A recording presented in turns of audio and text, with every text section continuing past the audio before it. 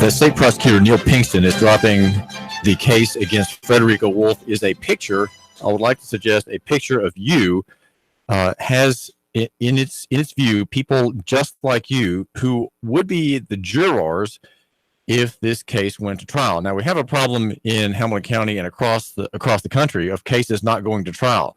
Judges do sloppy work. Cops do sloppy and careless and often malicious work.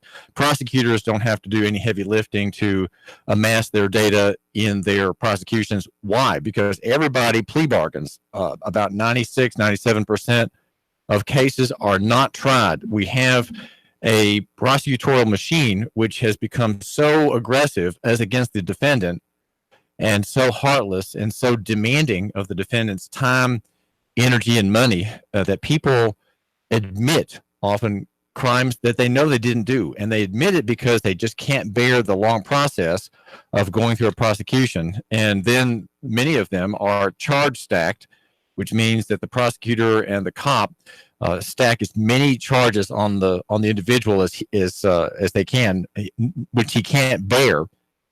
And so the individual says, wow, if I risk going to trial, I risk being tried on all these different points and convicted on some. And so the possible penalty will be worse than I can imagine. And I'm just in fear. I'm going to just agree and admit guilt. And that's called plea bargaining. It is a social system now. It's not a legal system anymore. The prosecutor is not an attorney prosecuting a case in court before a jury, not preparing anything for a jury, not weighing the evidence or the testimony, not doing the digging. That takes a lot of time. In a way, he likes being able to hustle people through. In that sense, he can have a lot more of them go through.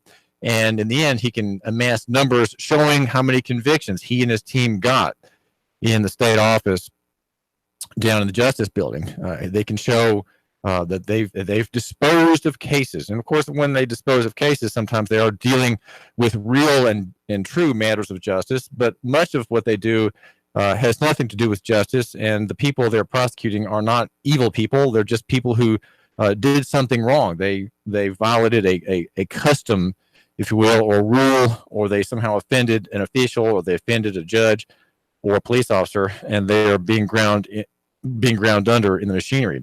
The fact that Neil Pinkston says that he's not going to prosecute Frederica Wolfe, age 37, who was beaten badly, who was roundly and savagely and courageously beaten by Officer Ben Piazza, is, I'd say, a wave to you, a tip of the hat to you, my listener, because you, as I say, you ultimately are the jury.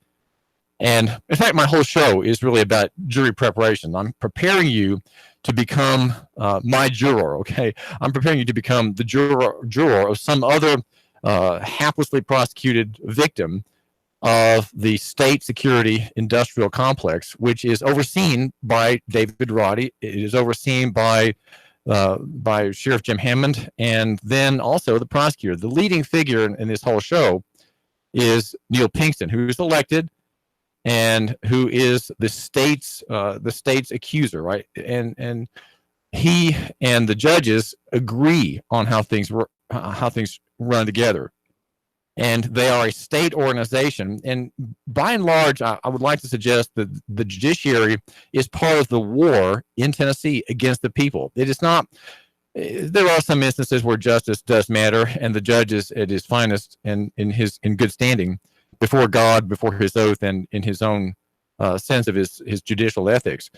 But often, I'd like to suggest these high callings are forgotten in the mill work, the grinding factory work of churning out convictions, and that is what the prosecutor does, and that is what the state does. The state does it even though it pays for, through taxation, it pays for the public defender's office, right?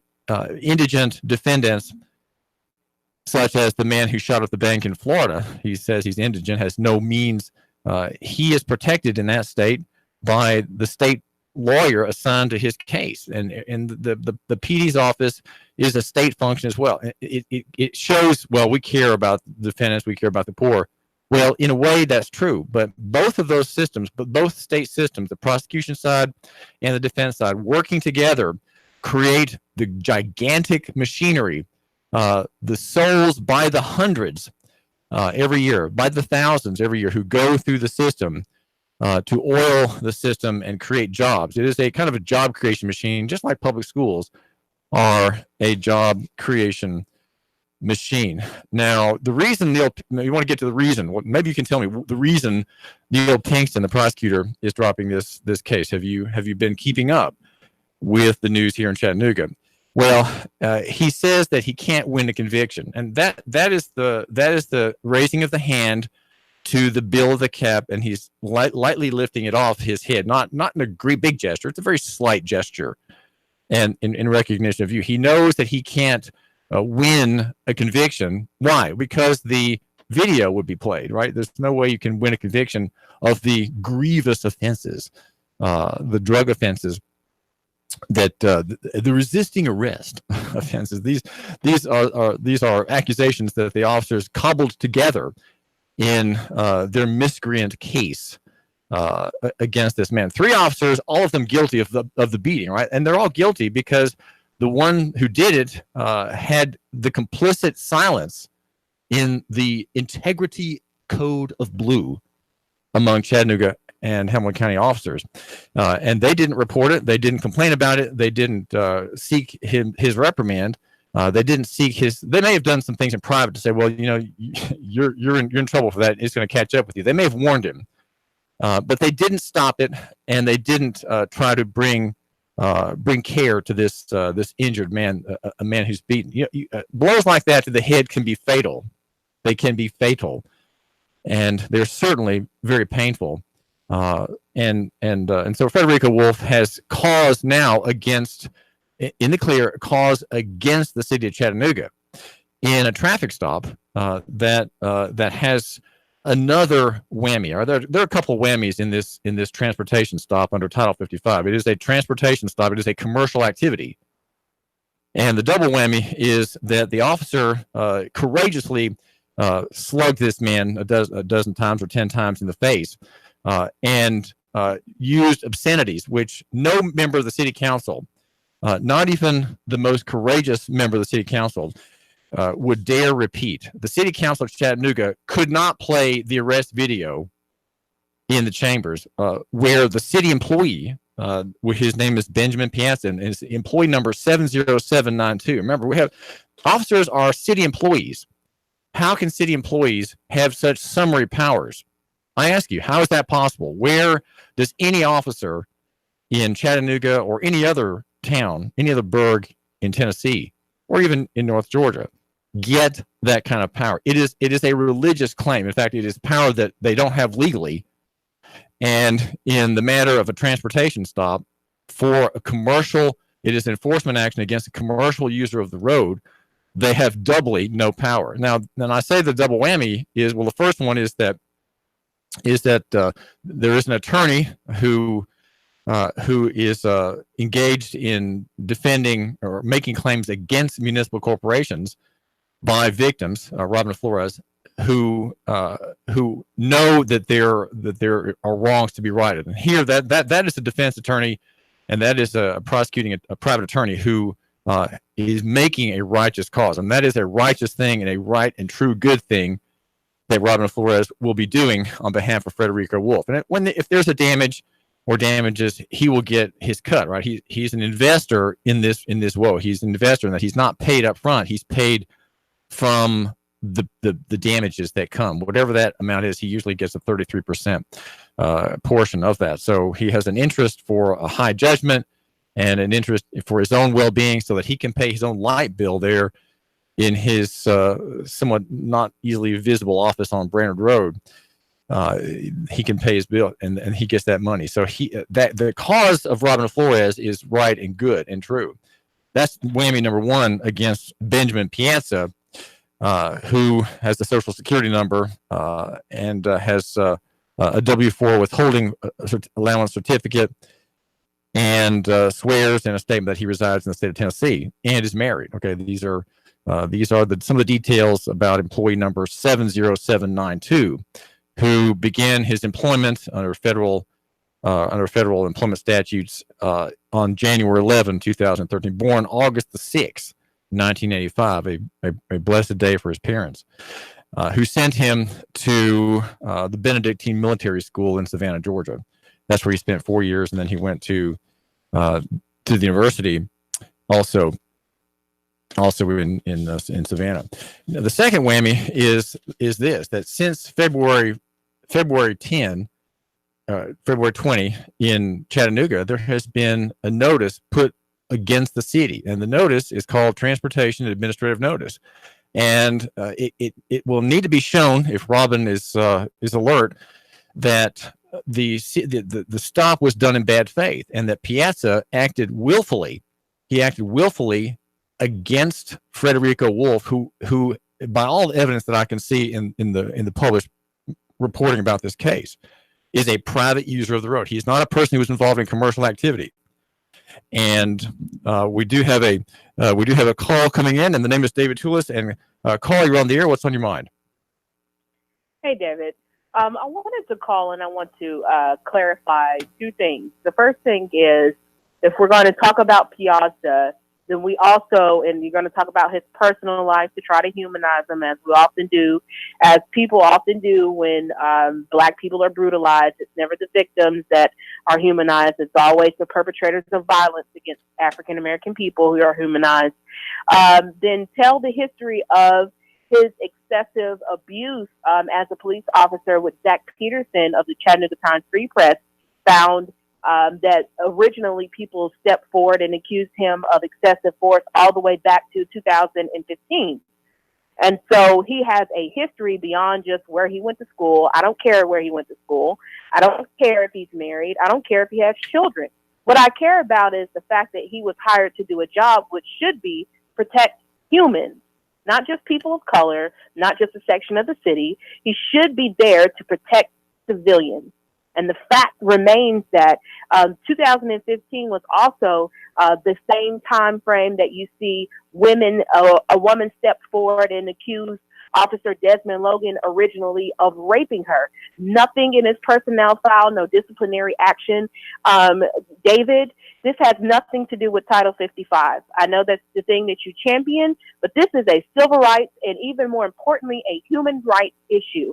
And the fact remains that if these issues continue to be perpetrated against Black people, what does that tell me except that there is a racial problem, a racial bias with our Chattanooga Police Department, that it is perpetrated by white males, and that it is perfectly fine for them to operate like this in a city that is almost 40% African American. And so this has nothing to do with Title 55, how he was traveling or not. The fact remains is that every instance of brutalization, whether it is a woman, whether it was Avery Gray's daughter, which was a child, whether it is this man, it is the fact that the common denominator, even between the two men that died in prison here in the city of Chattanooga, is that they're all African American. No one asked about their race.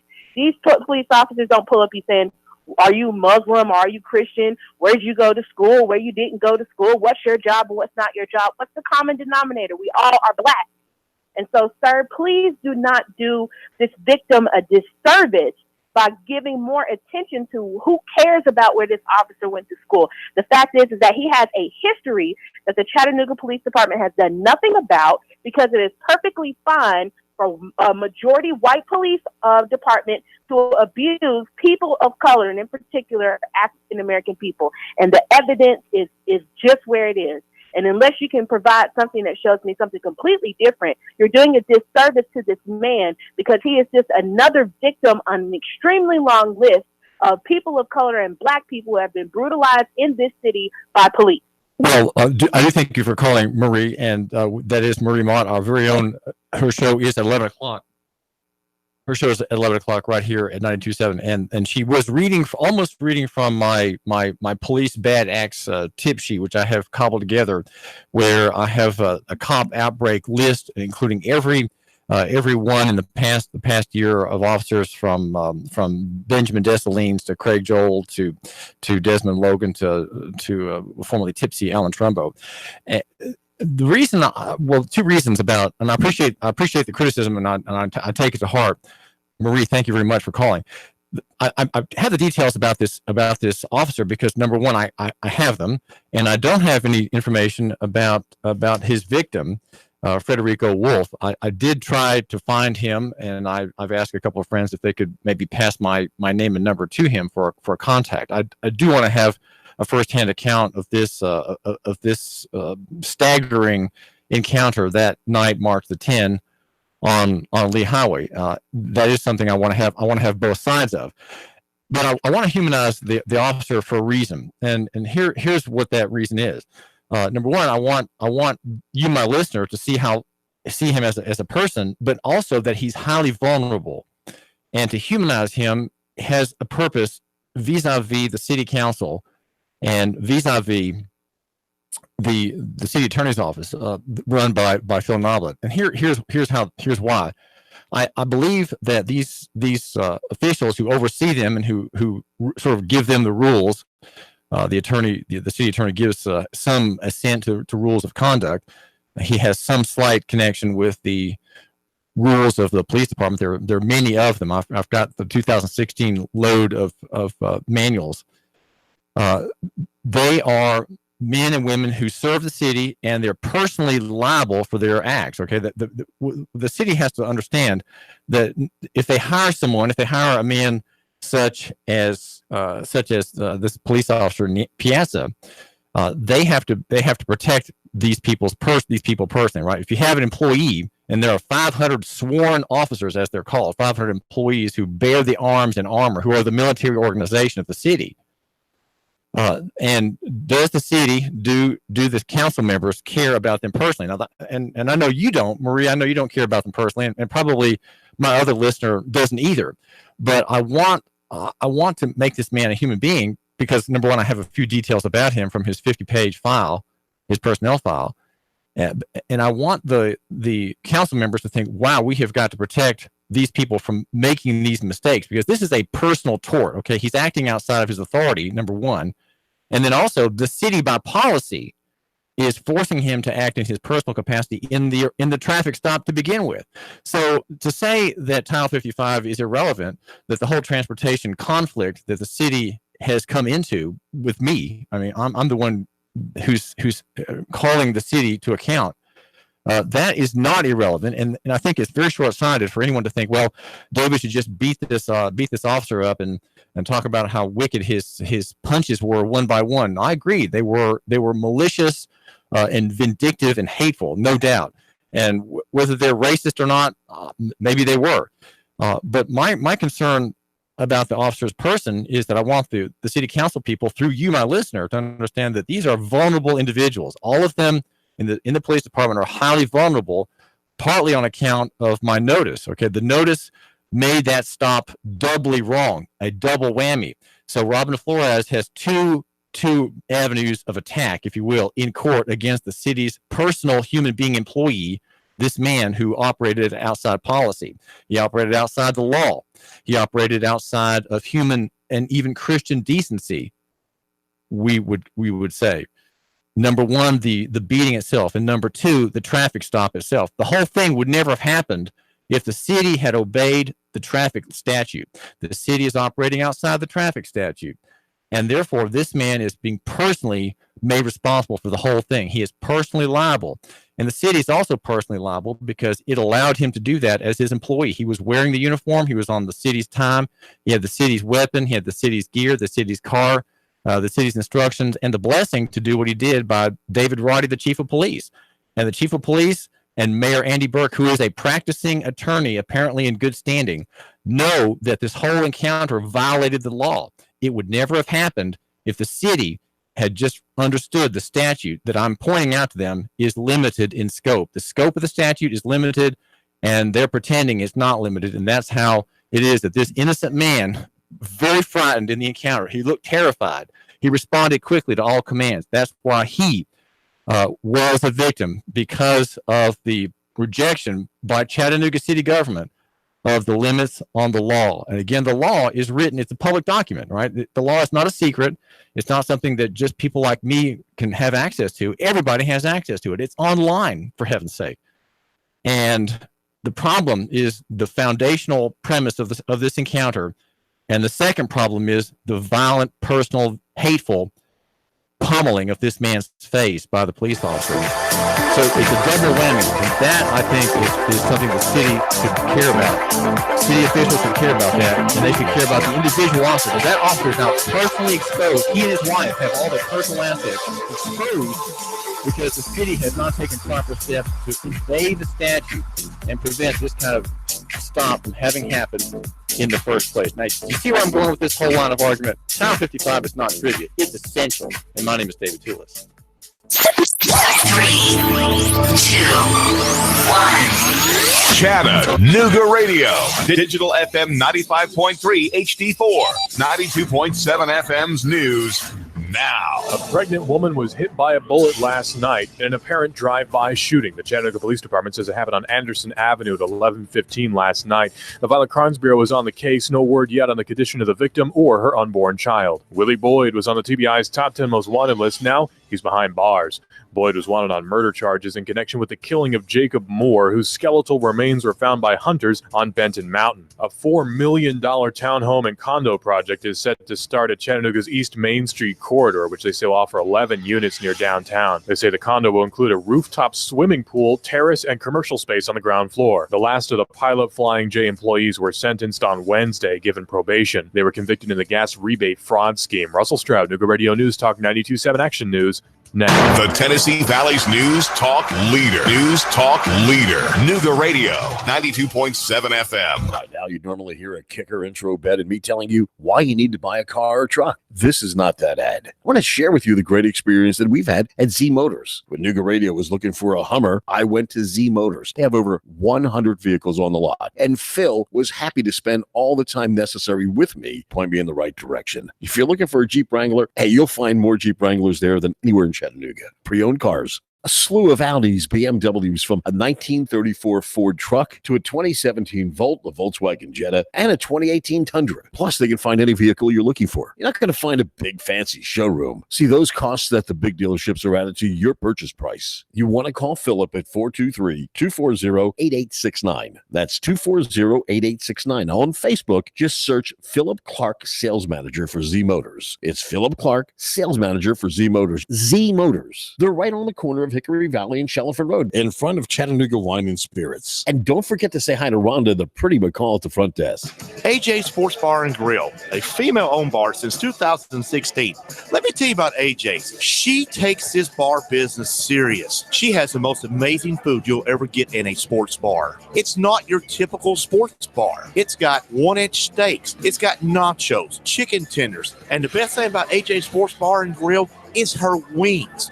These wings are amazing. 16 different draft beers on tap. 10 other draft beers in bottle. She has dozens of TVs for every sport that you could ever watch. Let's talk about wings. They have the most amazing wings that you have ever eaten in all of Chattanooga. This sports guy highly recommends you go to AJ Sports Bar and Grill, get the wings, and say you heard this on the Sports Guys. AJ Sports Bar and Grill is located on 6238 Bonnie Oaks Drive in Chattanooga.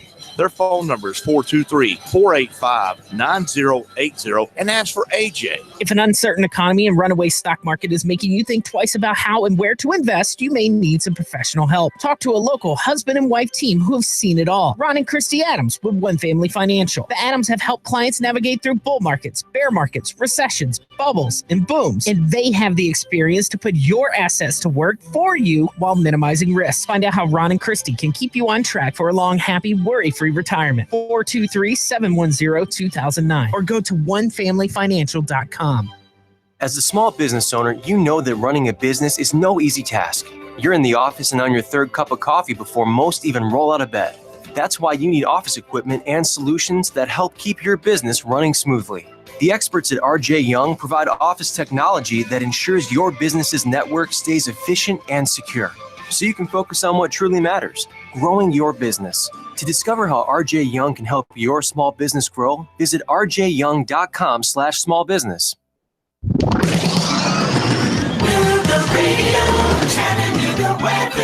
Staying breezy and quite chilly out there through your evening hours with fair skies. Overnight tonight, a few passing clouds, cold lows near 25. For Friday, lots of sunshine, breezy, even colder highs struggling to reach the mid-30s, with overnight lows by Saturday morning near 20. For lunch or dinner, come to Guthrie's.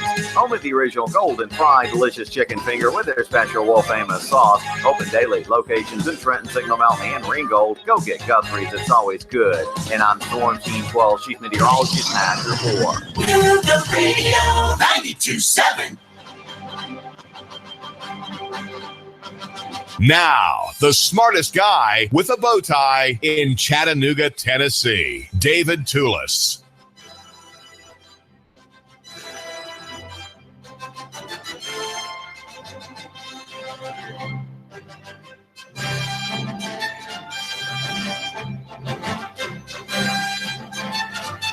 I do thank you for tuning in. We argue for the local economy and the free market here, near over far, small over big, simple over complex. And the footnotes at 5-point type in Helvetica font, the neutral font, the non-aggressive font that makes peace everywhere it reads. We have personal is better than corporate, and simple and physical is better than abstract. Now, I've got an idea for you. What do you think of a $15 oil change? That's a question I want to ask you. We have. Are you there, Willie? Okay. Well, I'm gonna have to call you back because I have a new phone system and I haven't gotten it down yet. But there's a new shop on Highway 153. It's called Brakes for Less, and I have Willie on the phone there.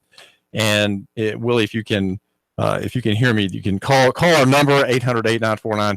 That's 800-8949, and tell my listener about what sounds like a special price, but which you're telling me is not a special price at all, and that's an oil change at Brakes for Less. It's a new shop just across the way from Northgate Mall, and it's and if you ask for it, he tells me that you can have a free tire rotation as well. The name is David Toulis, and we are brought to you by Nuganomics.com, and the number is 800-8949. That's 800-8949. And give me some heat if you think that I'm amiss. I'm overlooking something. By all means, do contribute to the conversation here at that number. That's 800-8949. Or if you're in Red Bank, where there's a lot of hand holding going on, that's 800-8949. The name is David Toulis. Love your neighbor and buy local. That is one of my slogans, to be sort of prejudiced, if you will, prejudice for local over national. And the reason I think that's not unworthy, and of course you can't hold it true in every piece of commercial activity, but if you love your neighbor and buy local, you're favoring a local family that appreciates your business, wants to keep your business, and has cash flow to a local bank account, right? A local house, a local shop, a local service. And there's something very nice about being able to do business with people you can see when you go out. You can see at the park, you might see at church or at a chamber of commerce meet and greet, people you know. And it's good to have a favor for a local party if you can. So that's one of the outworkings of my local economy theory, my Nuga-centric theory here. David Toulis, the smartest guy with a bow tie. And they say that because I do wear a bow tie. And I am also the blogger with the biggest pen. The pen is not those plastic cheapies I have in my pocket in overabundance. It is our wonderful tower from which emanate powerful radio signals that vibrate across the landscape. One of them is a digital signal. It's 95.3 FM HD4. That's high definition on channel 4. And digital radio goes out about 60 miles from our tower. And the other signal from the same amazing radio pen, if you will, is 92.7 FM, 92.7 FM. And we're here every day. We've got Jeff Stiles in the morning, a twaddle-free newscast with Russ and Val. And of course, at the top of every hour, we've got the CBS radio news. And at 3, well, 3 is time to stretch back and get in the national scene, the Trump trauma, the border wall flap, and much more with Sean Hannity, the national host, who's on 500 stations now. He has an exceedingly grand number of press platform operators like ours that say there's a lot here that he has to offer, and we want our listeners to be able to benefit from his many connections and his close analysis of the marketplace and national government. The city council passed almost a couple years ago now an Airbnb ordinance to regulate what is a free field. The gig city passed this ordinance. It's now had a full year in operation. And not too long ago, maybe about a month or 2 months ago, the council voted to extend it for 6 months to keep trying it out, as it were. And the premise of this ordinance by Chip Henderson was a compromise, not a compromise to with other council members to get something passed, right? To get something passed, we're going to have to select something that's patently illegal, and then we can all agree on it. And that's what happened. There was all agreement on an illegal ordinance, an unconstitutional, mean-spirited ordinance, and only one council member voted against it, and that was Demetrius Coonrod, new on the city council, and I think maybe she didn't have reasons that I would have had to have voted against it, but still, she did do the right thing, though with you might say a mixed purpose that didn't account for the real reasons that ordinance is such a mess and such a humiliating thing to think controls the marketplace in Chattanooga for short-term vacation rentals. Now, I just got back yesterday since Rochelle Albright, the communications director of Mayor Andy Burke, could not give me a single fact of Host Compliance LLC. She said, "Well, you'll just have to fill out an open records request."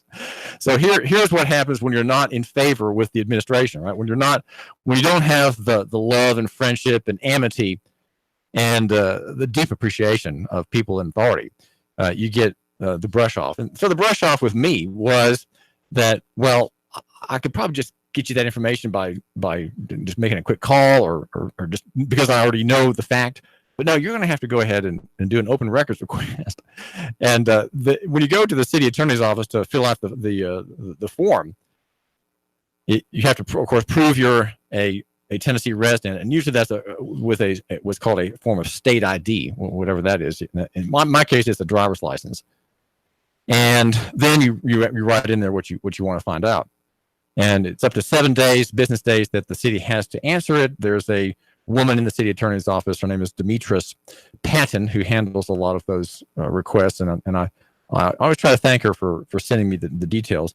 And so I got a contract that came back this morning from the hand of Mrs. Patton at 11 pages or so. And the last 3 pages are what we want to hear about from Host Compliance LLC. Now, how it is that the city of Chattanooga, the gig city, is snooping about, and as Mike says at Loudmouth Mike at noon here on our very noisy and amazing show at noon with Loudmouth Mike, that they're sniffing your underwear. How the city government sniffs your underwear under an ordinance which is plainly illegal.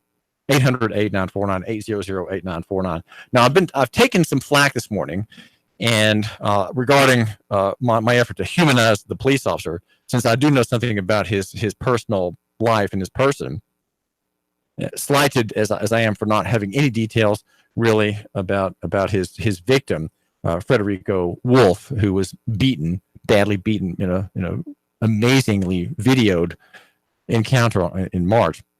So if you want to lay it on me there, you feel free. I can take it. Nothing offends me. Okay, you can't offend me.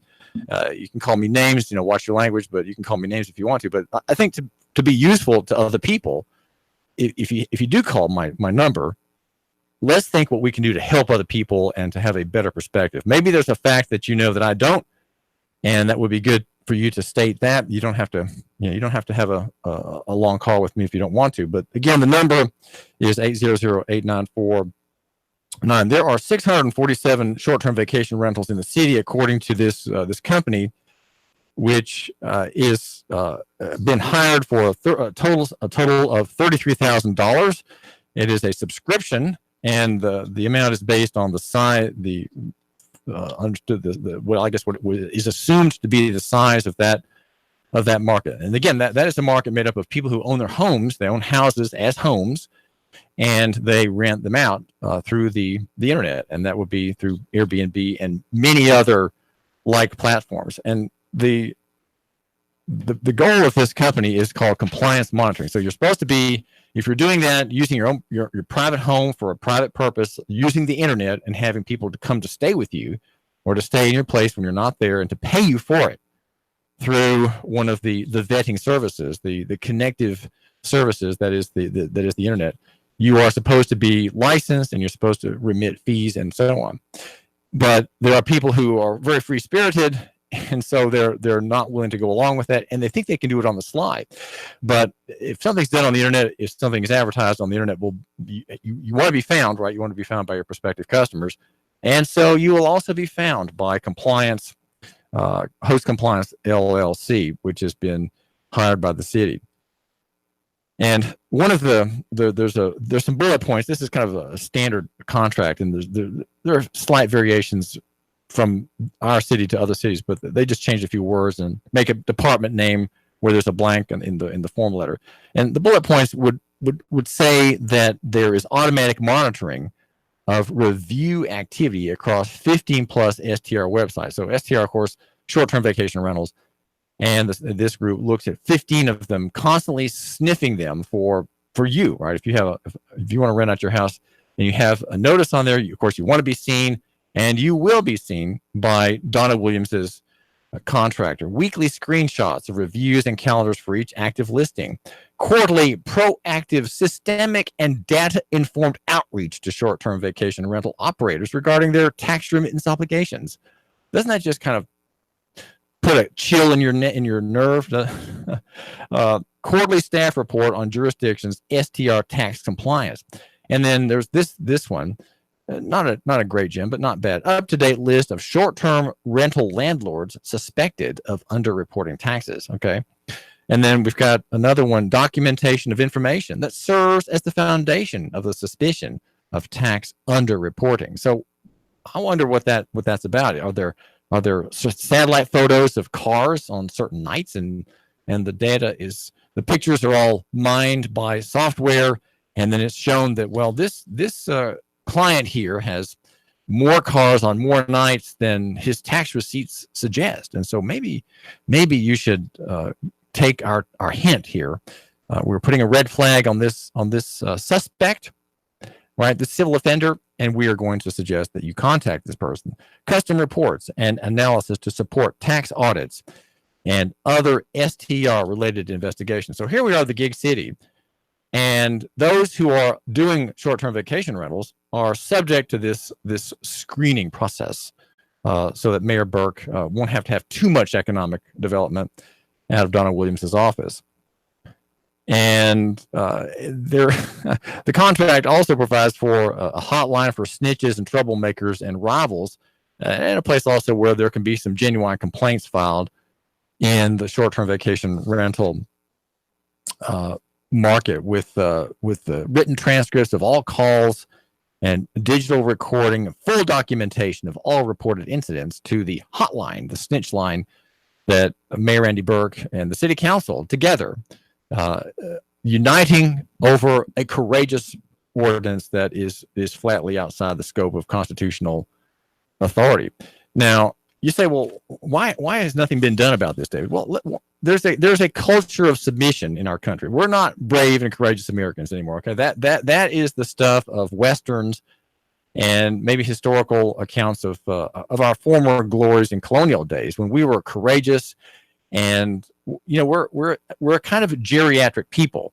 I'm afraid to say we're kind of geriatric. We have here, of course, in Chattanooga, a lot of sports venues. We have gliding, and we have kayaking and canoeing and all kind and river boarding, things like that. A lot of young people doing these things. But in the end, I won't say in the end, but we are still, despite some of the marketing of our great city, we are a geriatric people. We're a fearful people. we're hesitating, and all is about having a cane with 4 prongs on it, or maybe you're young enough to have a cane with only 3 prongs. Okay, maybe you're a younger, sporty type, and you can get by with that. We are a people like that. We're not a courageous, strong, and defiant people anymore. That is accounted for by numerous studies, including a very famous paper, which I have in my red bag, which is in my office, by Sir John Glubb, who explains why empires last no more than 250 years. We are at about that time right now. We're at about 250 years. And so the question is, getting back to this ordinance, how is it that this ordinance was not challenged?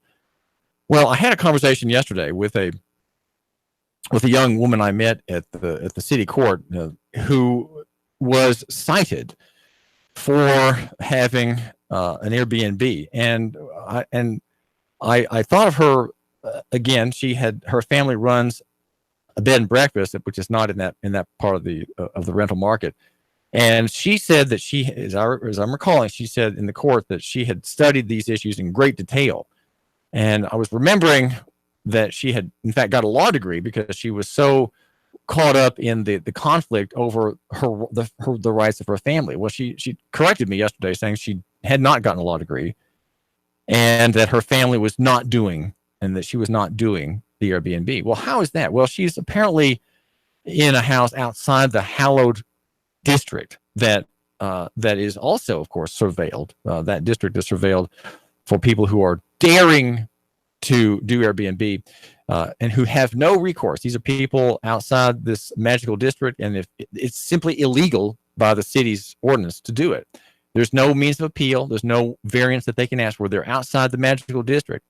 And as I told this woman on the phone yesterday when I called her, I said, this is called an arbitrary and capricious ordinance, and it cannot stand. It simply cannot stand because it makes an artificial distinction among like parties. And that, of course, is this. If you live in the district, you're protected. You can apply for Airbnb.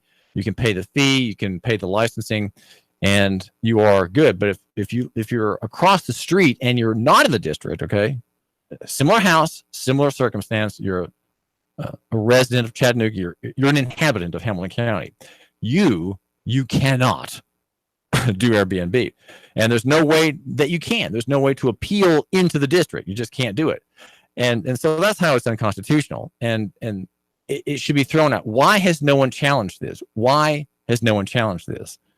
This is humiliating. It's shameful for Chattanooga, the gig city, to ban the internet. Those people outside the district are banned from using the internet. That's it. Okay, got that? Period. 800-8949, 800-8949. And we are, by the way, in day 37 of the city attorney hostage crisis. And that is with Phil Noblet and Keith Reisman, his deputy city attorney or assistant city attorney. The hostage is a question I sent down there, I think January the 18th now. And the question has not been returned to me, right? It hasn't come back to me with an answer. There is no answer.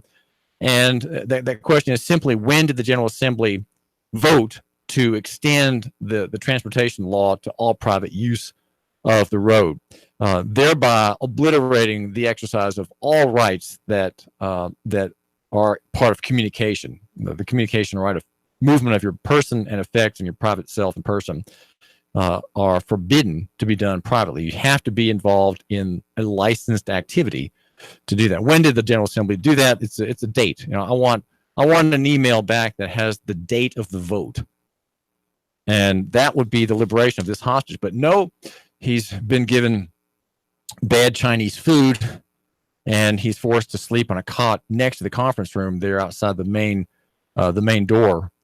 A small room next to the conference room, which is outside the locked door of the city attorney's office, run by Phil Noblet, who because he is an attorney, he cannot think straight. He is forbidden to think correctly and in proper categories, and he has to reject the traditional and ancient rules of what are called statutory construction, because the statute is very clear about the limits of the scope of that law.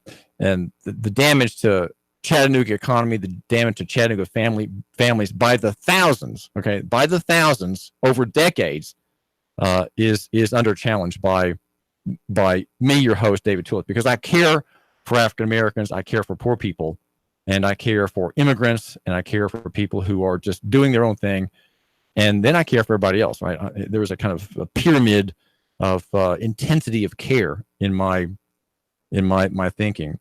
And so we have a city that is really not very careful at all. And there are 647 short-term vacation rentals in the hallowed magical district that in a rule that has not been challenged in a year and a half. Why is that? Why does no one care? Why is everyone just submitting? Well, I can't do it for you. Okay, if you're in that situation, I can't. All I can do is discuss it. All I can do is say, here's what I've read.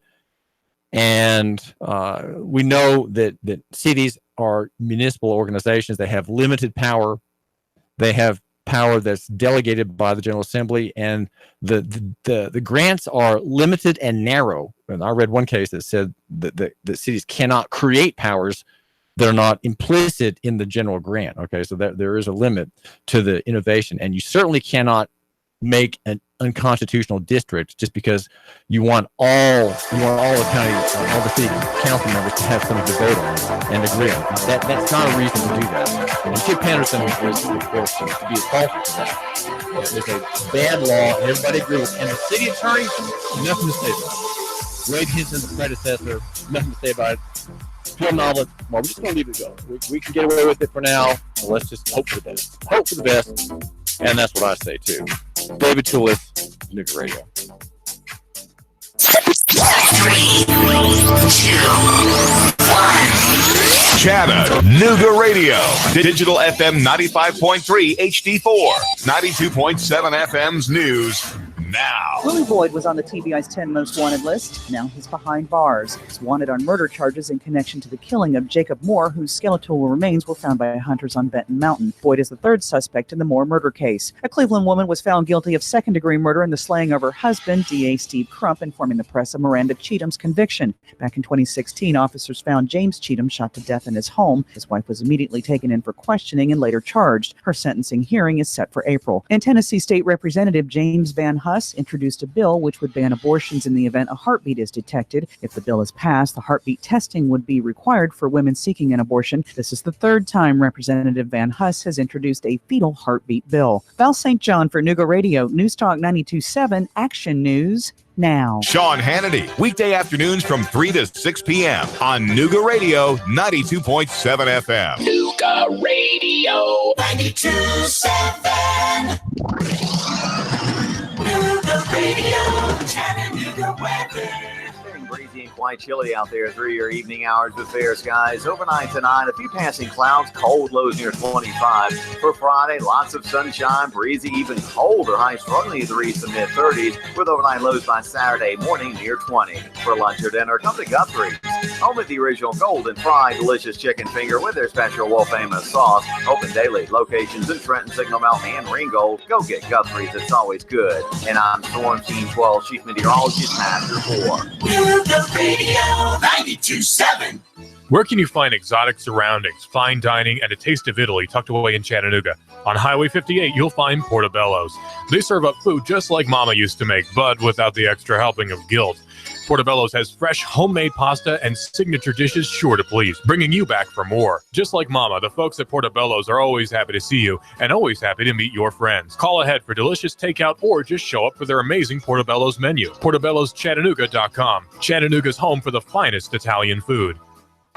Oh, it can happen to anyone. Flat tire, overheated engine, or just a clackety-clack and now you're on the side of the road. No worries, because Doug Yates Towing and Recovery is there 24 hours a day for you. That's right, 24-hour-a-day emergency roadside assistance. And you don't have to accept who your insurance company or your road assistance provider sends you. At Doug Yates Towing and Recovery, we want you off the road as safely and soon as possible. So they'll be there in a jiffy. Doug Yates Towing and Recovery with 24-hour emergency roadside service. Call 800-407-2371. That's 800-407-2371. Online, yatesrecord.com. That's yateswrecker.com. On Facebook at Doug Yates Towing and Recovery LLC. Doug Yates Towing and Recovery. We don't want your arms and legs, just your toes. Doug Yates Towing and Recovery is a Nougat Radio 92.7 First Responder Friday sponsor. To our first responders, Doug Yates Towing and Recovery says thank you. $25 goes by quickly these days, and 25 cents still just a quarter. 25 is the years of experience Schultz & Associates puts behind filing your tax return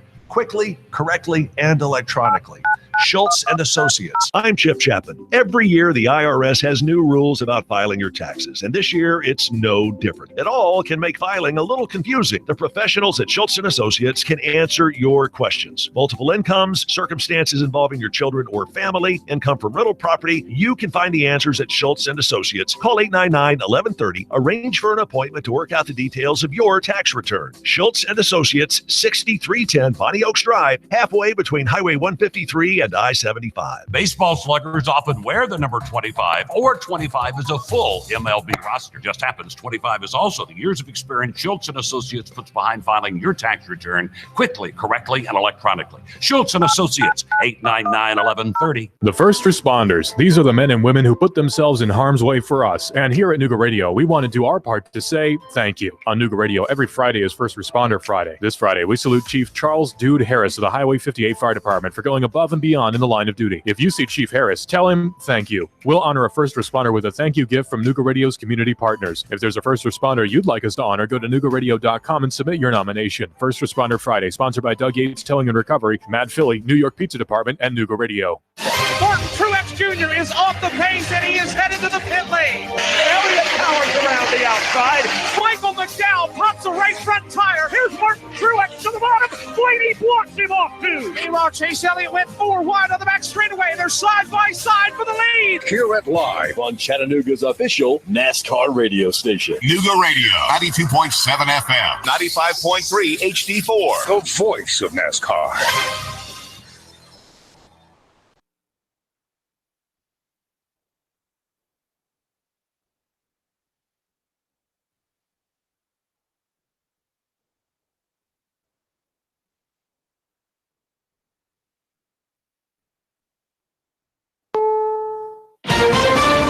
This is CBS News on the Hour, sponsored by ZipRecruiter.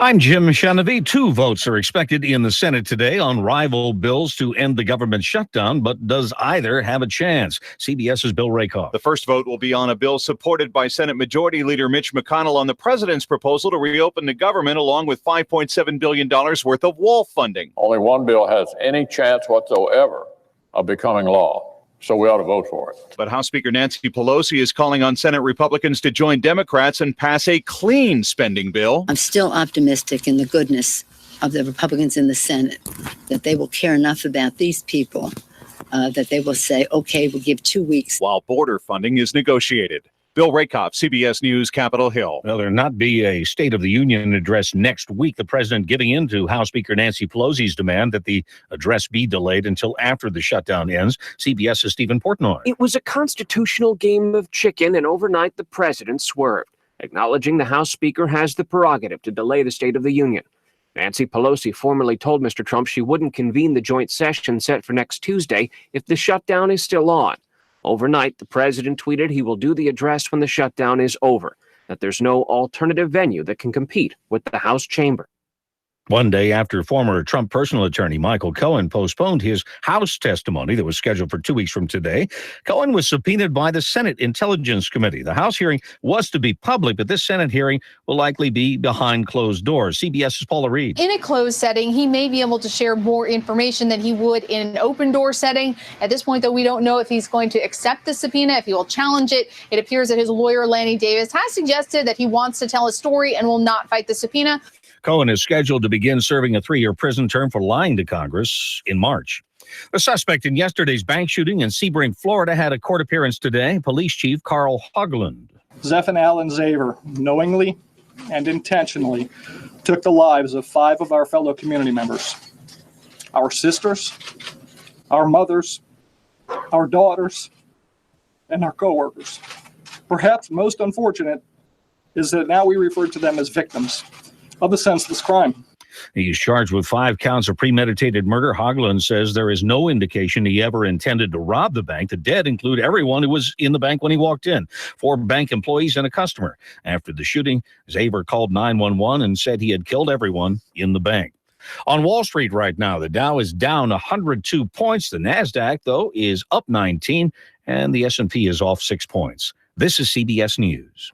ZipRecruiter, the smartest way to hire. ZipRecruiter's technology finds qualified candidates for businesses of all sizes. Try it for free at ZipRecruiter.com/free. Today, business happens here, and virtually anywhere. Because today, innovative companies are reinventing the way business happens. And they need people who can keep up with the expertise and technology to get packages to over 150 million delivery points. So, who can help you deliver the future of commerce? The United States Postal Service. See why we deliver more e-commerce packages to homes than anyone at USPS.com/future. Indeed knows finding the right hire takes time away from your business. Hiring a qualified data engineer felt like a second job. More job seekers use Indeed than any other site, so there's no better place to find someone with the skills you're looking for. I needed someone with a master's in computer science and database experience. Plus, Indeed screener questions help you find your shortlist fast. Now I'm back to having just one job. Get a $50 credit to give your first job posting premium placement at Indeed.com/credit. Terms, conditions, quality standards, and usage limits apply. Additional terms online. How much does a New York City apartment cost? Well, in this case, a record amount. Deborah Rodriguez reports. It's the most anyone has ever paid for a home in the U.S. Hedge fund billionaire Kenneth Griffin has purchased a 4-story penthouse apartment on New York City's Central Park South for $238 million. It's almost 24,000 square feet. The Citadel CEO also holds the record for buying the most expensive apartment in Miami. He paid $60 million for a place at the Faina House in Miami Beach. Last year, Griffin spent a record $58 million on a penthouse in Chicago. His new neighbors in New York will include Sting and Trudy Styler. Deborah Rodriguez, CBS News. A new report suggests 1 in every 5 Americans in a live-in relationship hides money from their significant other. That could be a checking, savings, or credit card account, or even a bundle of cash stashed away somewhere.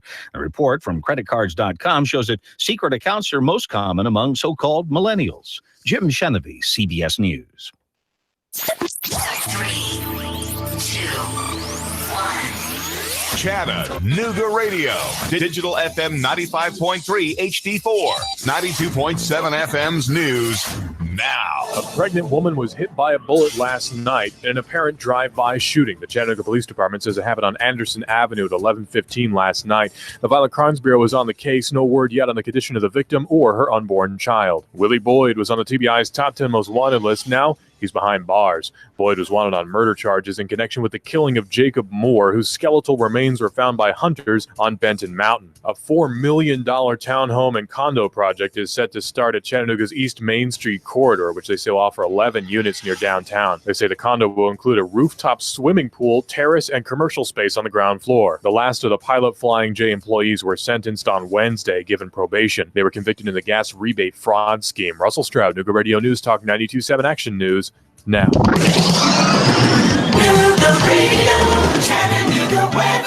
It's staying breezy and quite chilly out there through your evening hours with fair skies. Overnight tonight, a few passing clouds, cold lows near 25. For Friday, lots of sunshine, breezy, even colder. Highs struggling to reach the mid-30s with overnight lows by Saturday morning near 20. For lunch or dinner, come to Guthrie's. Home with the original golden fried delicious chicken finger with their special Wolfe famous sauce. Open daily. Locations in Trenton, Signal Mountain, and Ringgold. Go get Guthrie's. It's always good. And I'm Storm Team 12 Chief Meteorologist Matt Report. Nooga Radio 92.7.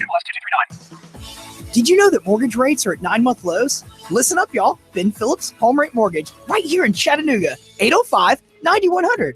I'm in the business of saving people money. And if you want to save money, pick that cell phone up right now, 805-9100. Families all over Tennessee are calling Home Rate Mortgage right now with these amazing 9-month low rates and paying off their high-interest credit card debt into one low fixed-rate mortgage payment. And check this out. We just helped a retired court reporter who lives in Ottawa. We paid off her mortgage and $7,000 in credit card debt and saved her family $400 per month while, get this, giving her $10,000 additional cash out For home improvements so that her grandson can live with her, it's easy, and you can do it too. It just takes 10 minutes and this number, 805-9100. And if you're at your desk like me, get a quick quote at homeratemortgage.com. When I think of fresh fruit, I think of root to fruit. When I think of fresh vegetables, I think of root to fruit. They take the time to check the product for perfection, freshness, and durability. So when you think of fresh fruits, fresh vegetables, think Root to Fruit. Root to Fruit's phone number is 423-827-0880. They're located at 3660 and a half Ringo Road, Chattanooga, Tennessee. The station you hear everywhere. Cougar Radio 92.7. Now, the smartest guy with a bow tie in Chattanooga, Tennessee, David Toulis.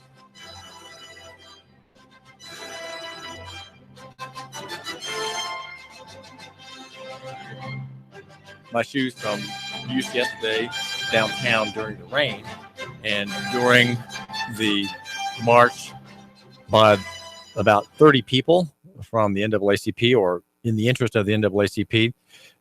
Shoes are dry, and my take on the presentation by Dr. Eleanor Wood, the president, is in a nutshell this: that the group should not work with police to bring about the reforms that are desired, which is the main one being the end of arbitrary police power, the end of beatings and assaults of the kind that were administered to the victim of Officer Ben Piazza. You should not work with police, but you should work upon police, and that change of preposition, I think, would do better for the NAACP, because it would suggest that there is a conflict and not that there is an alliance. I think there should not be an alliance between the police and the NAACP. There should not be amity and friendship. There should be a sense of conflict and battle, and that the organization is there to demand the right. It is there to demand the true, and to make the police department subject to the law, make it subject to the law, and also the law in the sense that your rights, your my listeners' rights are a law. Okay, they are protecting you by law, the constitutional rights you have, state and federal, and so that law is your protection is one that limits their authority, limits their use, the use of their power, the use of their force, the use of their threat, their use of the law as they quote enforce the law. So there should be, with the NAACP, not a working with the police department, but a working upon the problem.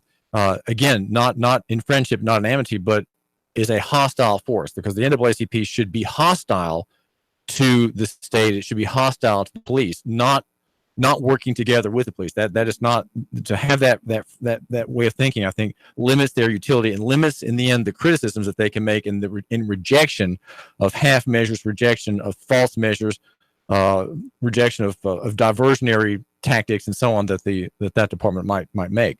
And then the other point I would say is urging. There are two more.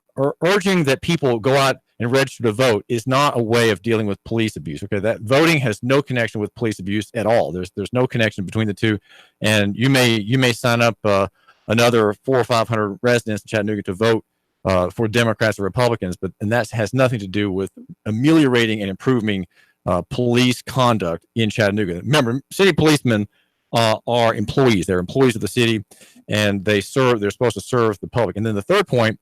Well, I'm gonna hold on to my third point, and the reason is I have here with me in the studio a young woman who has been working at Chattanooga State as a student, and her name is Natasha Wilson. She has a remarkable story. I don't know a lot about the story, but Yolanda Putnam, former writer at the Chattanooga Times Press, who was in the same newsroom as I was for many years. Told me about Natasha Wilson, who is, you might say, a transplant from Las Vegas here, a transplant from a dark and disturbing life in sex slavery and prostitution, but there has been a reformation and an escape from her past. So, Natasha, thanks for coming to the studio today. Tell my listener a little bit about yourself, and we want to hear the story about your work as a student at Chat State, and also you worked for a time at Chattanooga Room in the Inn. Yes. And you're making a new home here. Please tell us about it. Okay. Hi. Like you said, I am Natasha Wilson, and I was a former student at Chat State. I graduated with a associate's degree in human services. I graduated May of last year. I'm sorry, I'm not in the mic. Yes, that is true about my story. I started at 14 in Las Vegas. At the time, we did not know it was trafficking. It was prostitution for me. So I started at 14 all the way up till I was 33 years old. I am now 37. I'm the first person in my family and my community to leave the life and to attend not only my GED and my associate degree in college. You have a GED, which Yes. is, I think that means graduate equivalency degree. What? Yes. Something like that. Yeah. It's like high school diploma instead of a high school diploma. Yes, so it is. I have that in a associate degree. Like I was saying, like I'm the first person in my family to graduate to attend college. Where are you? Are you from the Las Vegas area? Is that where your family Yes, lives? I am originally from Las Vegas. I have no family in Chattanooga, Tennessee. I knew about Chattanooga, Tennessee through a childhood friend of mine. She'd been here for a couple of years, so she told me about it. So I came out here, going through a program with Chattanooga Room in the Inn. That's what made me stabilize here and attend school. I've been. How long were you at Chattanooga Room in the Inn? I was in that program for a year, and then I moved on to HUD housing on D Drive. From there, great program as well. Chattanooga Room in was a great program for me. It got me into school because I never thought about attending school or returning to school, because when I went to school, I didn't even know how to read or write. So I was a little embarrassed at the time. You mean when you took your first class when you enrolled at Chat State, you didn't know how to read? No, all right. Well, how did you learn to read? That must have been on the side as classes began. Did you take some intensive phonics classes, or I took, what did you do? It was a lot of intense tutoring. My tutor even brought me to her house a couple of times and helped me at her house over the weekends, during the holiday breaks, whatever it took for me to stay in school and to get this associate's degree, because a lot of people was going against me, saying that I couldn't achieve it. It would never happen. Well, they said wait with Chat State, do the reading first, but you didn't wait. You learned reading as you were enrolled. Yes, I did. That is so true. Yes. I went from there, graduated. After I graduated, I returned back to Las Vegas because I felt like it was something missing. I had to do something about it. So when I was in Las Vegas, I really don't know too much about politics. So I got involved when I was like volunteering and stuff like that. And I met a nice lady named Miss Deborah. Yes, Miss Deborah. And she's now the Assemblywoman of Nevada, the first African-American woman that's Assemblywoman in Nevada. So we got together and we had lunch together. And she asked me, from my point of view, what would I see if I had the money to build anything or change anything? What would I do? And I told her I would build a transitional housing I started off for the Black community, to be honest. Because I just feel like as a Black woman, we do get left out. I feel like they don't take our side serious enough. How 1 minute it's okay for the other cultures could be seen as traffickers, and Black women are just get treated as prostitutes. So I wanted to make a transitional housing for Black women. Yes. So I wanted to do that. So we wrote on a napkin what the transition housing would look like. To me, I just thought I was just getting out frustration when I was writing it on a napkin. We wrote down we would have a safe house in the Black community where Black women can be safe to go to when they won't feel judged, or they won't feel that they're, like leaving out their community. So we wrote for a safe house. And then we also wrote for transitional housing, as far as like a big apartment complex, for when women leave the safe house and get employment or a steady income, or want to go to school, they can move into these apartments for like 2 years to get self-sufficient, get stable. Is this a safe house for women who have been prostitutes or trafficked primarily? Yes. In Las Vegas? Yes.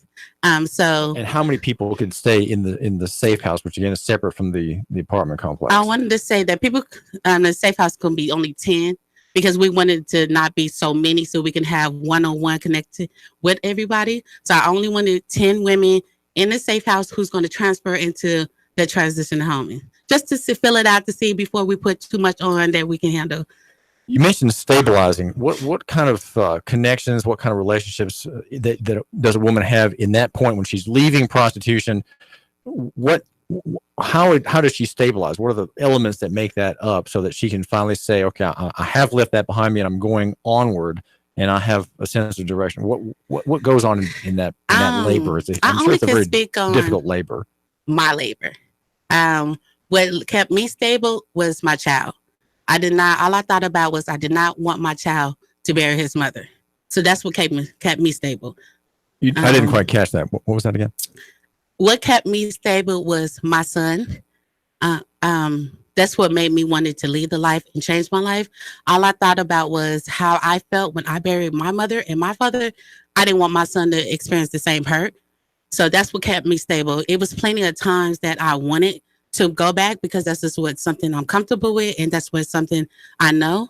But all I thought about was how selfish is me as a mother for my son to not think about how he would feel when he has to look at his mother in the casket. So that's what kept me stable. I can't speak upon another woman. What keeps her stable, I only can, because it could be my son and it could be something different for her. So that's what kept me stable and kept me going. Well, when you were at Room in the Inn, what did you do in that year? How did you spend your time? I was with my son. So me and my son spent a lot of quality time together because we were trying to get to know each other. We wasn't as close as we are now when we moved to Chattanooga. So it was me and my son just got to know each other. So that's what I did in the year. He was helping me how to read. And how old is he now? My son is 17 now. And when we started this journey, my son was 13. So he's 17 now. So. And enrolled in a Chattanooga or Hamilton County school? No, to be honest, my son was ready to go back to Las Vegas. So I let him make that decision because I know that's where he's from. That's where his family, that's where his support from. So I let him go back. So he's in Las Vegas now. Now that you're here, what do you help develop this apartment complex? Give my listener an idea of how long a process that was, because it sounds like it would take maybe 3 or 4 years for that to happen. No, it would not. I just got off the phone with Miss Deborah, and she told me that she already got investors. They're looking for property to either to build on or somebody's going to donate us some property. She said the looking time is the latest at the end of this year, 2019, will be open. And is there a nonprofit theme or theory, or is there a Christian or other religious group involved in this effort? It is, but we decided that we're not going to have a religion base because I know from my personal experience, when somebody was telling me about Jesus and I did not know at the time about Jesus, that scared me off and that ran me off. So we're not going to have a religious base. We're just going to have it open, but it is okay for religion, nonprofits or organizations to team up with us. That's fine. In the nonprofit they came up with, it's called Butterfly Impact. So I'm excited. Well, how is this? There is a ministry here for women, and I'm at a loss right now to remember what it is, but it has the same goal to rescue women from their trapped ideas, their trapped customs, and some are an actual servitude to some person or man who has control over their lives. Is that a labor you know something about, or can you tell us about what's happening here? I don't know if in we're talking about the same organization, but I am aware of Mimi's organization. It's called Love Arms. So we're talking about that organization. That organization is awesome. That is what I got the idea when I brought it back to Las Vegas from Love Arms Ministries. And that's how I met them. They helped me a lot. They're a good organization. They are faith-based. That's how I got to know Jesus a little bit. Started going to church, started being a little open-minded and open-hearted, get to know God through their organization. So yeah, they're doing a lot. The idea of your having escaped prostitution is that there is redemption, and the idea of redemption in Christianity is that the idea of redemption pervades everything. And when you have money, you have a paper bill, and you can redeem the paper bill for the real gold or silver coin. And when you go to the theater, Natasha, and you leave your ticket with the hat check girl, let's say, she gives you a ticket. So you redeem your coat with the ticket, right? You give her the ticket, she gives you your coat back, and out you go to the sidewalk and go and drink something. So redemption is a common concept. So here, when you were effectively redeemed, you bought yourself back. Somehow you paid a price. You said, I'm buying myself back from a slavery, from a servitude that is injurious to me. It injures the customer. It is wrong. Talk a little bit about that, about how you sort of belong to yourself more now than you did when you were in servitude in Las Vegas. The reason why I belong to myself is because I got to know myself. I didn't love myself. I didn't know myself. I never was taught to have any worth to myself. So I only was taught to know what somebody else wanted from me. So until I figure out who I was as a woman, as a mother, and as Natasha, I could not do anything else but to follow somebody else's word.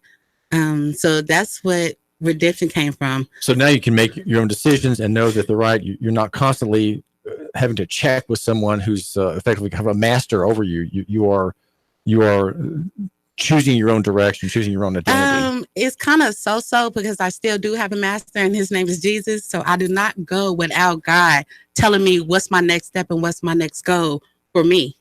So if I can go hard and obey of him, I can do it harder for God. So yeah, I kind of still listen and obey to somebody else, and he's just doing something different. It's the right path instead of the wrong. Well, what other things can you tell us about yourself, Natasha? Say something about your son. He was here for a time when you were at Room in the Inn. He was with you, or was he able to stay with you at Room in the Inn? He was staying with me the whole time. So he was staying with me at Room in the Inn. When they transferred us to our own apartment, we stayed on there together. He was in 8th grade. Then we moved into the apartment on D Drive, and he was in the 9th grade. He was going to Brainerd High, and we just had a conversation. He was then saying, like, Mother, I just felt like I did my part. This is your journey. And I just feel like he felt like he was getting tagged along because this is not what he wanted to do in life. And I didn't understand that because I was like, I'm doing this for you. Come on, let's go. This is a team. And he had to tell me, like, he would never know who he is if he don't follow his own journey. So when you have, and I'm sure he understands this, that his mother, that in the end, as you were explaining, God has saved you from this life, this horrible life of you're in sin and you're a victim. You can't. There's no hope, and you have been saved you have eternal life, but you've also been saved from the world, if you will. From Sin City in Las Vegas, and you are effectively a virgin. Yes. Literally. Yes. Well, can you talk about that? Because the idea of being restored, maybe not physically, but maybe as a person, you've been bought back. You're made virginal by having been given eternal life. Oh, yes.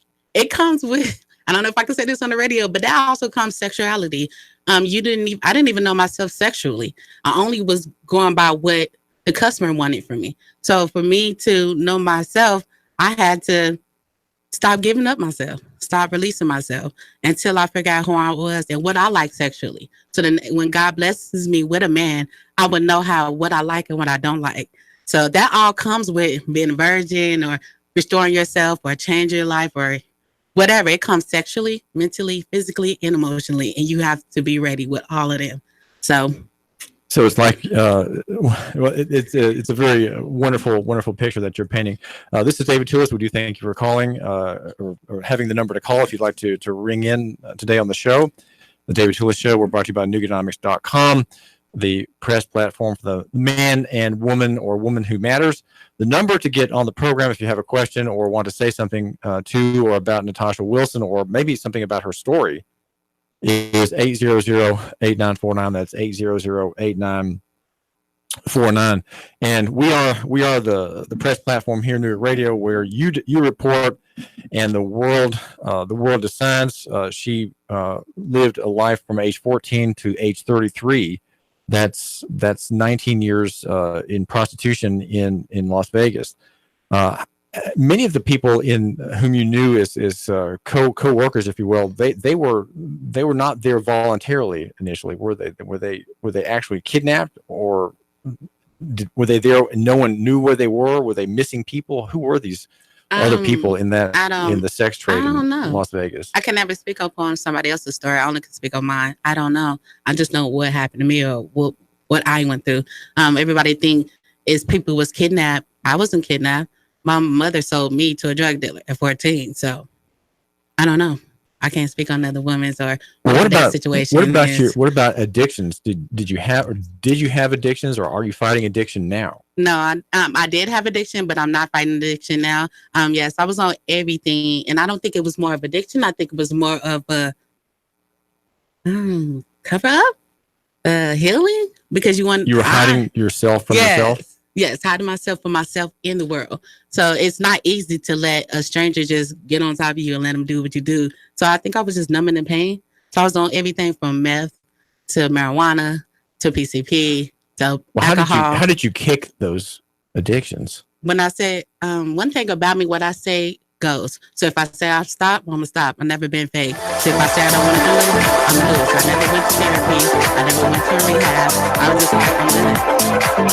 Natasha Wilson, thanks so much for joining my listeners today. Thank you for having me. I'm so excited to make it.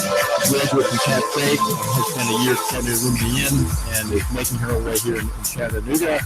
Her name is Natasha Wilson, and she's been redeemed by God Himself and the Lord Jesus, and she's been made a new and whole virgin, if you will, here in Chattanooga. Chattanooga Radio, digital FM 95.3 HD4, 92.7 FM's news.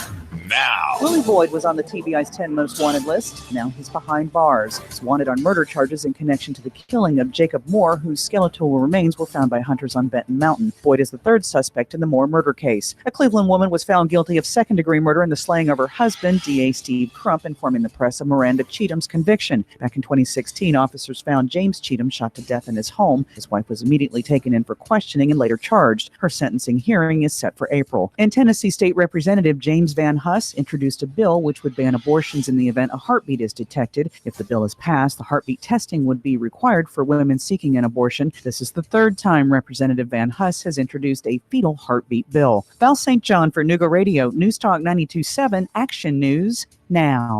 The Tennessee Valley's News Talk Leader. News Talk Leader. Nooga Radio, 92.7 FM. By now, you'd normally hear a kicker intro bed and me telling you why you need to buy a car or truck. This is not that ad. I want to share with you the great experience that we've had at Z Motors. When Nooga Radio was looking for a Hummer, I went to Z Motors. They have over 100 vehicles on the lot. And Phil was happy to spend all the time necessary with me, point me in the right direction. If you're looking for a Jeep Wrangler, hey, you'll find more Jeep Wranglers there than anywhere in Chattanooga. Pre-owned cars, a slew of Audis, BMWs, from a 1934 Ford truck to a 2017 Volt, a Volkswagen Jetta, and a 2018 Tundra. Plus, they can find any vehicle you're looking for. You're not going to find a big fancy showroom. See, those costs that the big dealerships are added to your purchase price. You want to call Philip at 423-240-8869. That's 240-8869. On Facebook, just search Philip Clark, Sales Manager for Z Motors. It's Philip Clark, Sales Manager for Z Motors. Z Motors. They're right on the corner of Hickory Valley and Shaliford Road, in front of Chattanooga Wine and Spirits. And don't forget to say hi to Rhonda, the pretty McCall at the front desk. $25 goes by quickly these days, and 25 cents still just a quarter. 25 is the years of experience Schultz & Associates puts behind filing your tax return quickly, correctly, and electronically.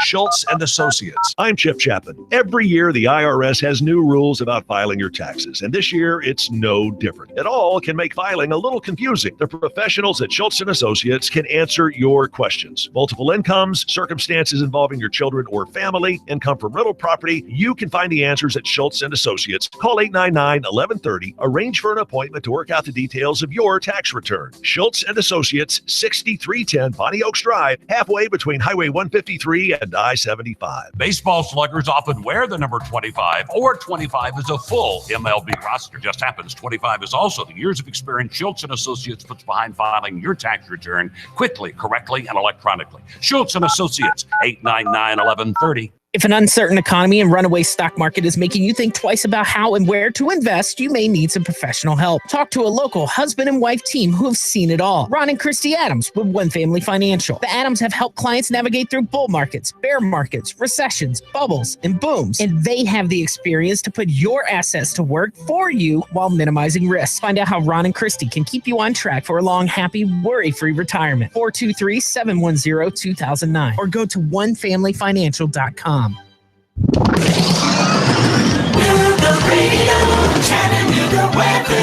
Staying breezy and quite chilly out there through your evening hours with fair skies. Overnight tonight, a few passing clouds, cold lows near 25. For Friday, lots of sunshine, breezy, even colder. Highs struggling to reach the mid-30s with overnight lows by Saturday morning near 20. For lunch or dinner, come to Guthrie's. Home with the original golden fried delicious chicken finger with their special Wolfe famous sauce. Open daily. Locations in Trenton, Signal Mountain, and Ringgold. Go get Guthrie's. It's always good. And I'm Storm Team 12 Chief Meteorologist Master 4. The radio 92.7. Now, the smartest guy with a bow tie in Chattanooga, Tennessee, David Toulis.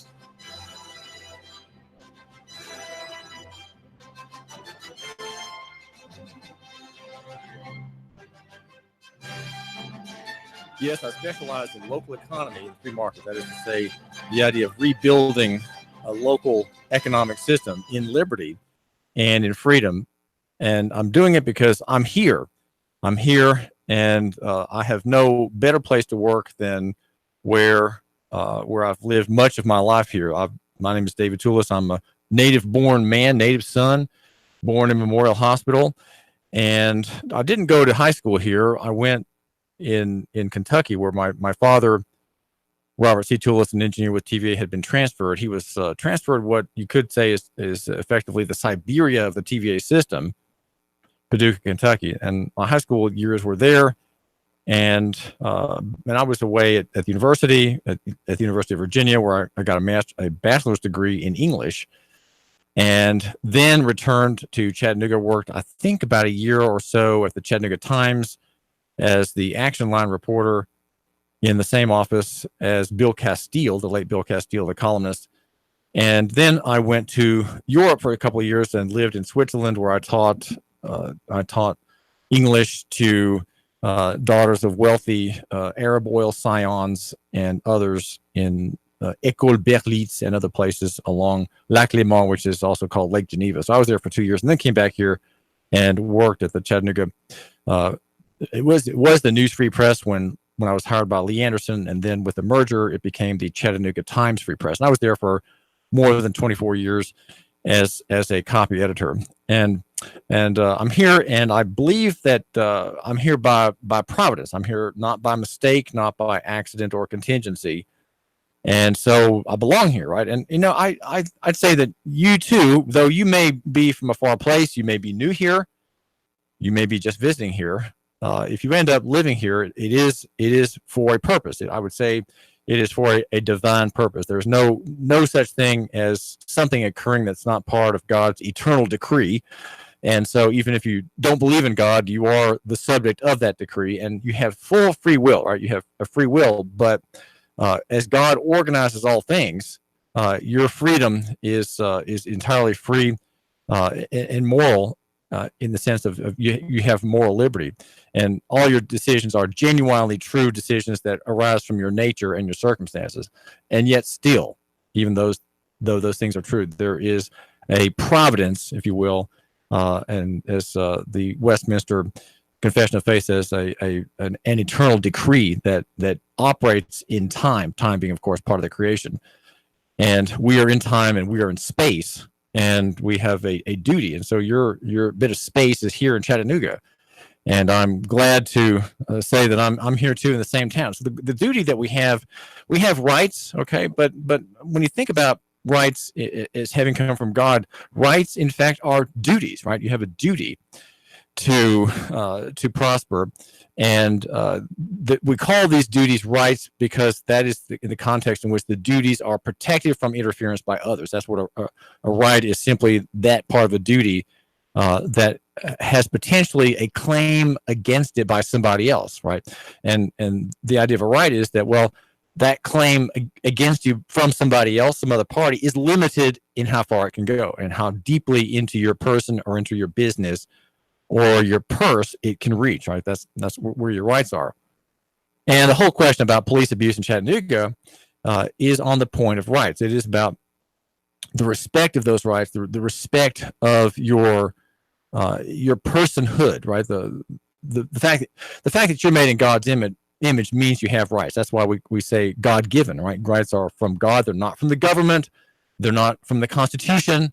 They're given to you because you're made in God's image. And so living your life here, in the sound of my voice here in the Chattanooga area, Southeast Tennessee, North Georgia, you have duties before God, and you have rights. Those the rights keeps off false claims upon you, so that you might, in liberty and in freedom, serve other people and look out for your own interest. That is what the marketplace is. Those 2 points: in self-interest, you serve others. So that you can say that's the short phrase for how capitalism works. In self-interest, you look out for others. You serve others in self-interest. They're not at all contradictory. Not at all in conflict. You don't have to give everything away that you earn.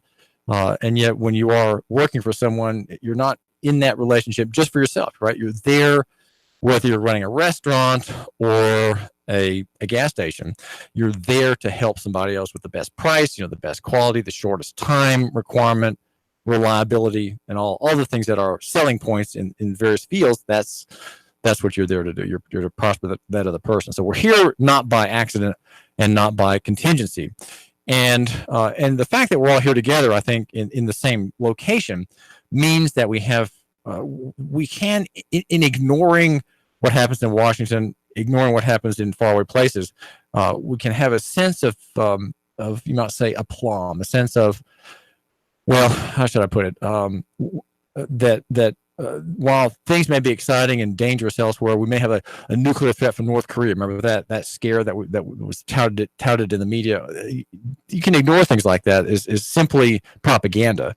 And as you do that, you can make note of things maybe in headlines, but you're thinking, what happens here matters more than what happens there. And I'm going to give my time and my attention to what happens here.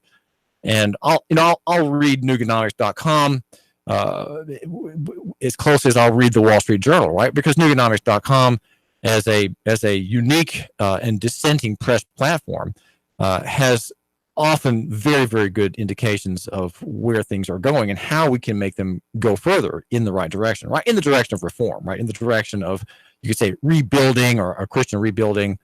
Some would say reconstruction after a demolition.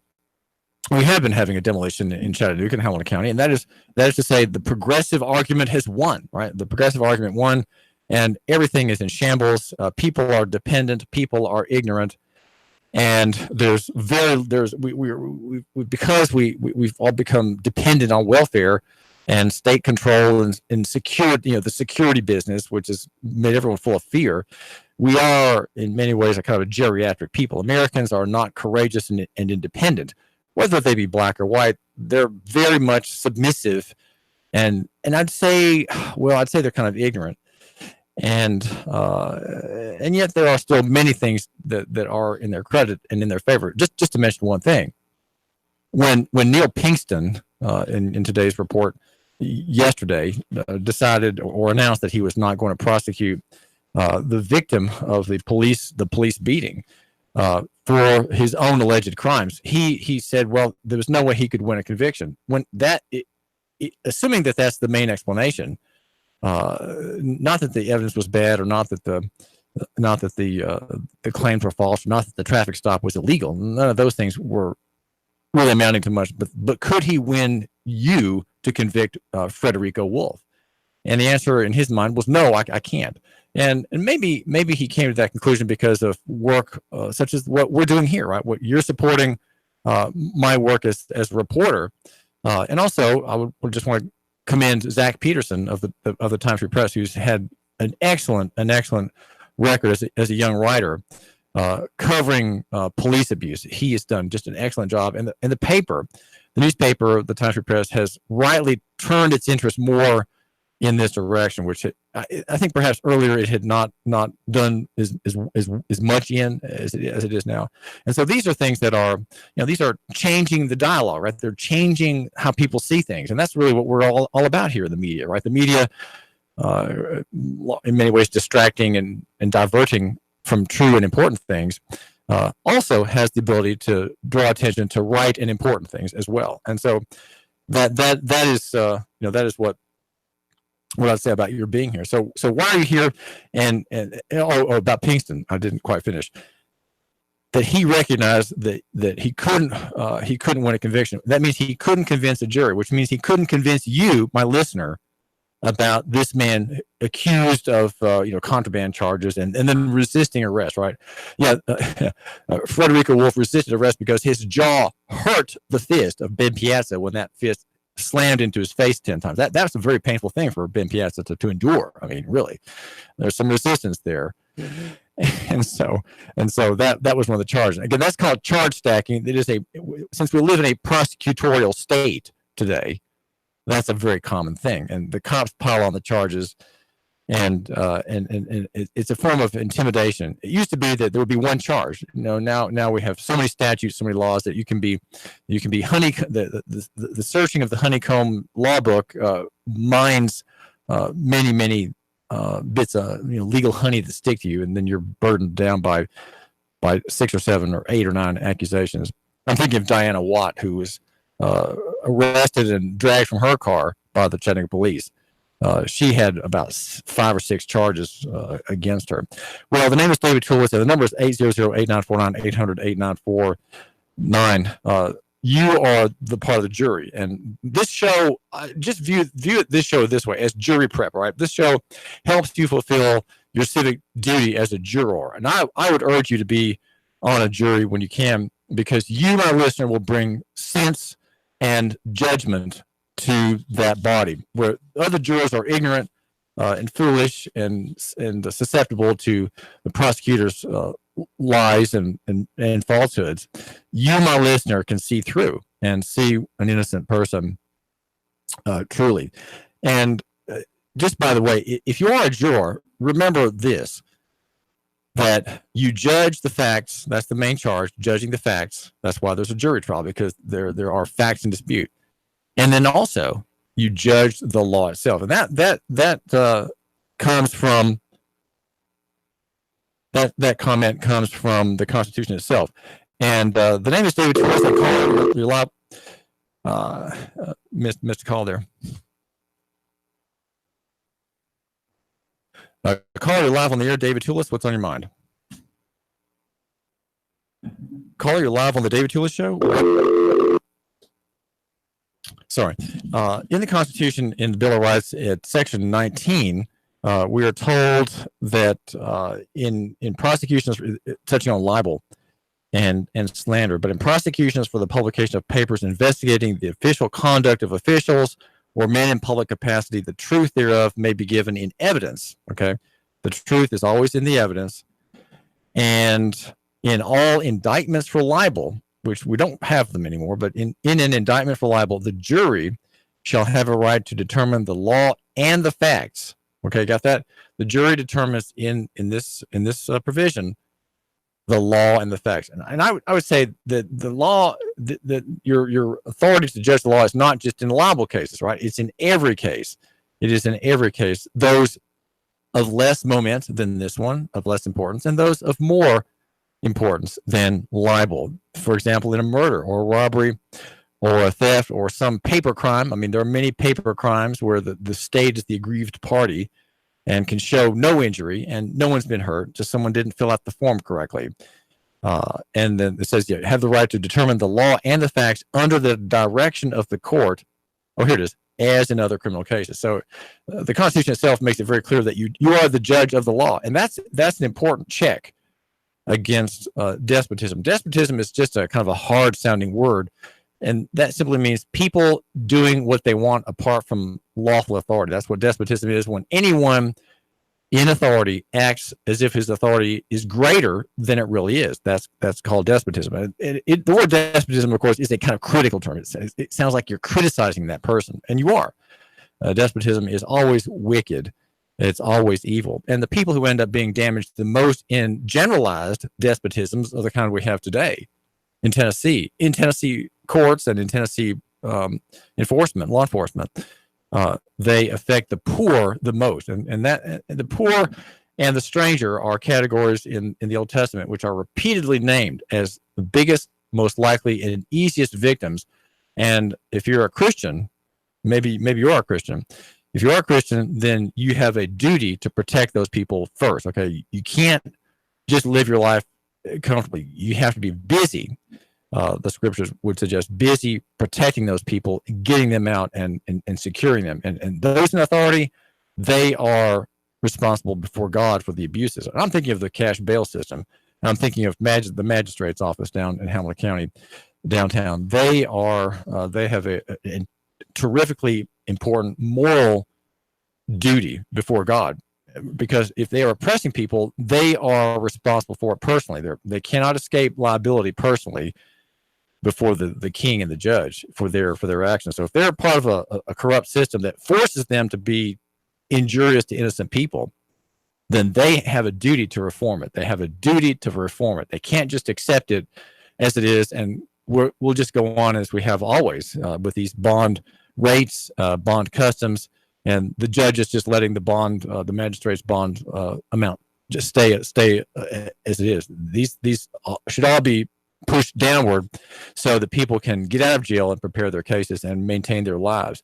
So again, this show is jury prep. Okay.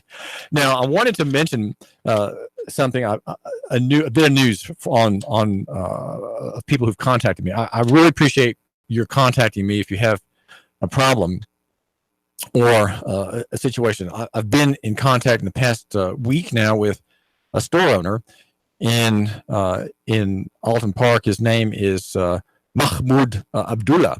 He was on the show last week, and what we're trying to do is trying to find out how he can establish that he's been wronged by his bank. He had a former employee of his grocery store steal from him by forging his name on several checks, and some of the checks did not even have his name on them, but the name of the store as the signatory of a check. How can a check like that get through the clerk when that account had been flagged earlier by Mr. Abdullah? So what we're trying to figure out is how to establish the fact of the notice that he gave to the bank. So you see, here we come to the notice question. Notice is a very important doctrine. The whole Bible, by the way, is a form of notice to mankind. It's also an indictment, right? But it does have it does have all that mercy in it as well. So the question for Mr. Abdullah that I'm trying to, and all I'm doing is talking with him. In fact, I went by his store this morning on the way to East Ridge from downtown, and I just wanted, and he brought out some papers, and we kind of went over them. And I said, well, okay, here's what you have to do, Mr. Abdullah. You need to get all the copies of the checks. But here's the problem. He says the bank has not given him all the copies of checks that were forged.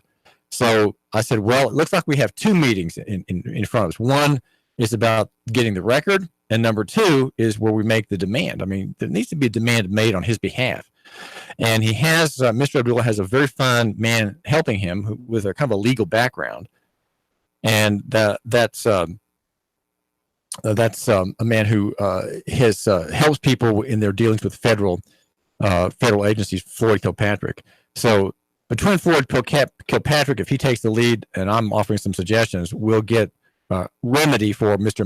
Mahmoud Abdullah. And so people contact me with things like that. They say, hey, David, can I show you my problem? And I really, when I say that, of course I am just one person, but I do have time. And these things are things that I end up talking about to you, my listener. So, okay, if you, my listener, have a problem like that, then I can at some point discuss it with you, and then maybe have some lesson I've learned for the other listener, right? There is another listener out there, maybe a few thousand, but who cares? But I care just about you.